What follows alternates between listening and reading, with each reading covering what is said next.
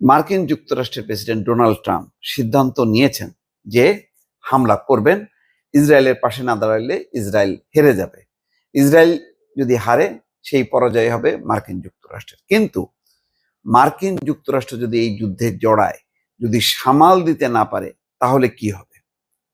তাহলে পরিস্থিতি ঘোলাটে হবে। এবং সেই সঙ্গে ডোনাল্ড ট্রাম্প ভালো করেই জানে যে চীন এবং রাশিয়া তারা কিন্তু চুপ করে বসে থাকবে না।